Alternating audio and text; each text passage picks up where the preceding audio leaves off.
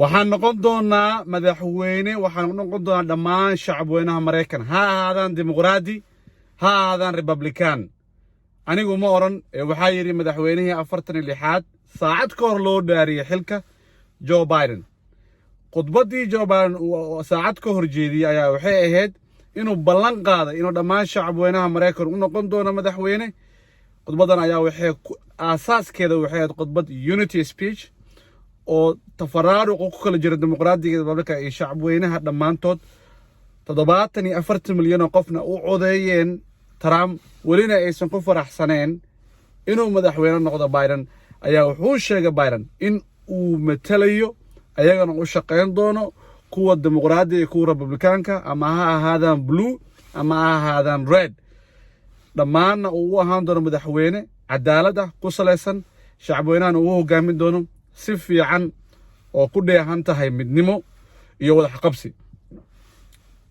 salaamantina qaata meel walba joogtaan aan ka faaloodo khudbadii madaxweyne Biden sida idin sheegay khudbadda waxay ku saleysnayd midnimo unity speech ayay ahayd iyo in la isku imaado la dhamaanta wada heshiiyo madaxweyne Biden ayaa wuxuu noqday madaxweyne 46aad madaxweynihii abid ugu da'weynaa da'diisa waxay jirtaa 78 oo xilka loo dhaariyo xilaarinta maanta waxaa joogay 3 madaxweyne hore Bill Clinton George Bush iyo Barack Obama 4 madaxweyne ayaa Mareykan nool oo shan madaxweyne ayaa nool hore Trump iyo waxaa ka maqnaa Jimmy Carter wuu jirnaa oo caafimaad dara ayuu uga soo qaybgeli waayay waxaa laakiin aan ka soo qaybgelin madaxweynaha cusub madaxweynaha 45aad wada taqaanaan madaxweynihii abid ugu xumaa Mareykan Trump saaka 8 subaxnimo ayuu ka duulay Washington DC asagoo u hayaamay hotelkiisii Mar-a-Lago kama soo qaybgelin taariikhdan transition power kana si amni ah nabadana kuma wareejinin asagoo ku faraxsan oo careysnan afka tuurayo ayuu diyaarad saaka Air Force One ka raacay Airspace Andrew hadaba waxaa joogay dhammaan wafdi ballaaran oo ka socdo senatarada iyo aqalka hoose Nancy iyo Mitch McConnell iyo dimuqraadi iyo dhamaantood wada joogeen republican fara badan ayaan ka soo qaybgelin waxaa sidoo kale shacabka entertain gareynayay labada fanaan ee caanka Mareykan Lady Gaga iyo Jennifer Lopez waxaa sidoo kale joogay Supreme Court ka 9 kuba way joogeen oo madasha dhaarta way taagnaayeen waxaa xilka wareejiyay madaxweyne ku-xigeenkii hore Mike Pence ayaa joogay oo matalayay madaxweyne Trump waxaan ka soo qaybgelin dhammaan xisbiga jamhuuriga badankood aqalka hoose iyo aqalka sare dad yar oo siyaasiyiin oo xisbiga jamhuuriga ka socdo ayaa ka soo qaybgalay aan ku laabtay khudbadii madaxweyne Biden uu jeediyay ayaa waxay ahayd khudbad taariikhi ah lana dhacay shacabweynaha Mareykan dhamaantoodna aan ka wada daawaneynay sida ogtiin markay saacadu ahayd 12 PM warbaahinada Mareykan waxaa la filayaa madaxweyne Biden in hadda way dhamaatay waxaa la filayaa ee sheegeen aidkiisa ama staffkiisa in uu saxiixi doono executive order badan oo ka badan 12 qaarkoodna uu reverse ahaan oo dib u celin doono executive orderadii uu saxiixay madaxweynahaasi ka horeeyay ee Trump waxaa kamid ah kuwa saxiixi doono arrin qosaysa shacabka weynaha Mareykan ee Soomaalida ah iyo Soomaalida qaxootiga waxaa ogtihiin Soomaalida inay ku jiraan 7 wadan ee la ganaaxay Muslim Banka oo Travel Banka hadaba wuxuu reverse gareyn doona wuxuu dib u celin doona executive order ku saxiixi doono in 7 wadan ba laga qaado cunaqabateenka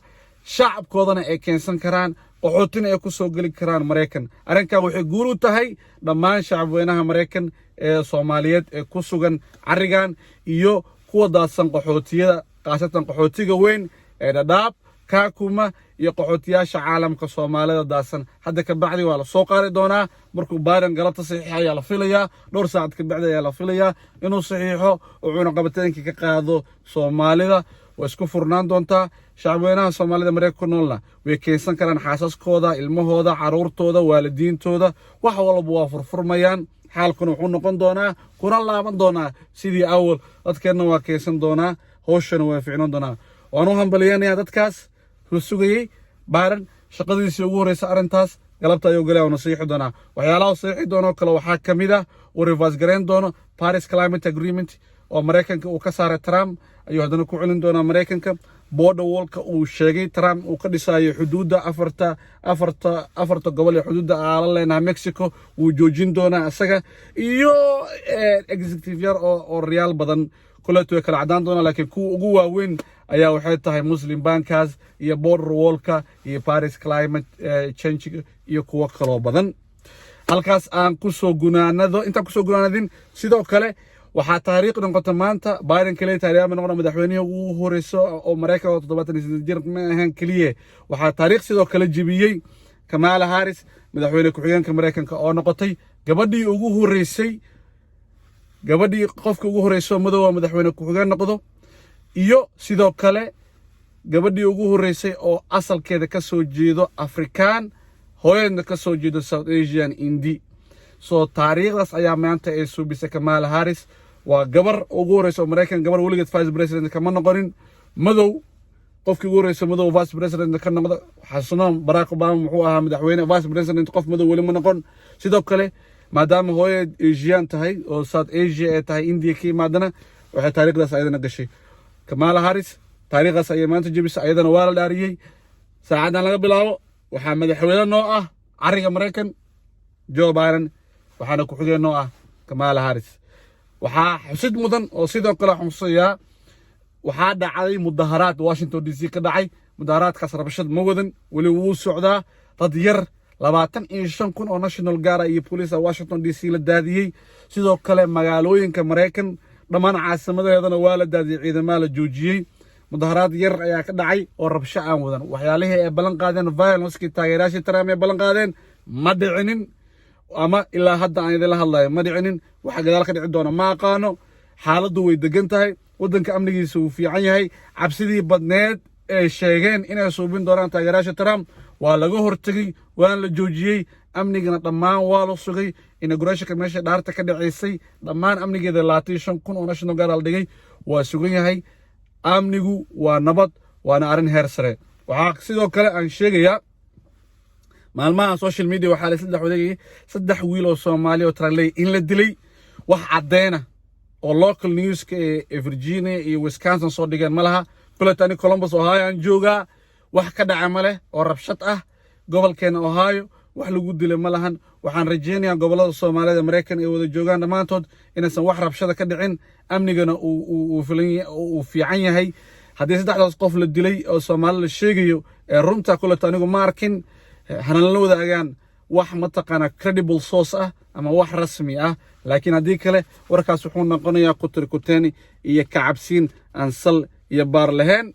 maanta laga bilaabana shacabweynaha Mareykan shaqada ku laaban doonaan xaalku waa dhaqdhaq sidoo kale Trump intuusan xilka maanta ka bixin wuxuu jeediyay khudbad uu ka jeediyay Andrew Air Force Base asagoo yiri waan soo laaban doonaa dabcan waan soo laaban doonaa wuxuu wadaa wuxuu rabaa inuu madaxweyne u tartamo 2024 shaqaalihiisa qaar ka mid eerkiisa waxay sheegeen inuu qorsheynayo inuu suubiyo xisbi cusub oo jamhuuriga ka baxay kuma qanacsanay xisbiga jamhuuriga sida oo dhaqmeen Mitch McConnell iyo Mason taageerin maadaama electionka laga xaday soo markii xisbi cusub ayuu suubinayaa taageerayaashii 74 milyan oo codeeyay wuxuu u suubinayaa xisbi cusub oo magaciisa la dhaho Patriotic Party xisbigii wadaniga ahaa kulata saas ayaa ay qorayaan warbaahinta waaweyn iyo eerkiisa shaqaalihiisa asaga iyo xaaskiisa Melania Trump saakale sayidii intay duula ay khudbad jeediyeen waxayna ballan qaadeen inay wada shaqeyn doonaan movementiga dhaqdhaqaaqoodii ku saleysnaa naceebka iyo dimuqraadi xumada iyo dadka minority xumadana weli inay sii wadi doonaan ayaa weli halkaas ka cad hami waxaa ku jira 2024na inuu soo laabto Mar-a-Lago Club ayuu u duulay halkaas ayuu ku retired gareyn doonaa hotelkiisa ku yaala halkaas asaga iyo carruurtiisa ayaana la duulay badankood sida Ivanka iyo wiilashiisa ayaa la duulay intuusan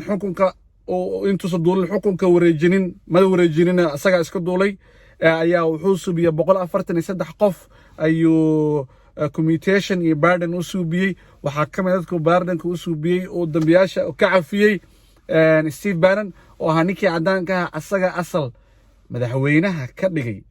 waa ninka ugu cusurisan ee administrationkiisa ka mid ahaa, ninkaasoo lagu oodeeyey $2 milyan oo boolwarka lagu dhisayo inuu luunsaday. waxaa ku jiro Lil Wayne oo rapperka weyn ee Mareykanka ahaa ee African Americanka ahaa. calaa kulli xaal 143 ayuu cafis u fidiyey,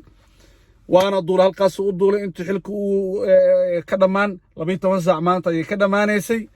halkaas ayaan ku soo gunaanada fikirkeygii ama reactionkeygii ka baxay dhaartii inaugurationkii madaxweyne Joe Biden. waxaan rajaynaynaa inuu noqdo madaxweyne dhammaan u noqdo shacabweynaha Mareykan, shartiisa allahna waafajiyo, khayrkiisana haddaan nahay shacabweynaha Mareykan ee Soomaalida allaha khayrkiisa na siiyo oo shartiisa allah naga xijaabo. waxaan ku soo gunaanadayaa arrin ka baxsan inaugurationka oo ah barnaamijkii Paycheck Protection Program ee SBA-da. shalay ayuu furmay 19 ahayd. small businesska haddaa small business leedahay 300 iyo ka yar shaqaale leedahay, fadlan barnaamijkan ka faa'iideyso. waa loan forgiveness, waa haddaad W2 bixisid iyo haddaad 1099 bixisid xaq waxa u leedahay. xataa haddaa keliga aad tahay shaqaale oo independent contractor ama self employee waa leedahay. fadlan ka faa'iideyso barnaamijkan. booqo bangigaaga lendarka ama financial tech companies ka buuxso sida PayPal, Cabbage, Cash App. kuwaas ayaa la financial tech companies-ka, kuwaas ayaa bixiyo. ayagana waad ka buuxsan kartaa. kaliya tookadii hore way ka adag tahay barnaamijka Paycheck Protection Program. dadkii hore tookadii hore buuxiyay cafisna ha buuxsadaan, mar labaadna ha buuxiyaan. barnaamijka uu furan yahay intuusan dhammaan lacagtan balaayiinka dollar ee taalo. waxaa loogu talagalay small business-da ha ka faa'iideystaan. sidoo kale barnaamijka EIDL-ka ahaa oo 10,000 oo grantiga ahaa weli ma furmin, isagana marlaad ayaa la furi doonaa. dadkii hore u buuxiyay marlaad ay buuxin doonaa maca 10,000 advance grantiga ahaa. hadda mar furmin, laakiin isagana mar dhow furmi doonaa. waa anigoo Maxamed Faaraxa oo idin la socodsiinayay barnaamijkan aan ku dabaaldegno madaxweynaha cusub 46 ee Joe Biden. salaamatiin.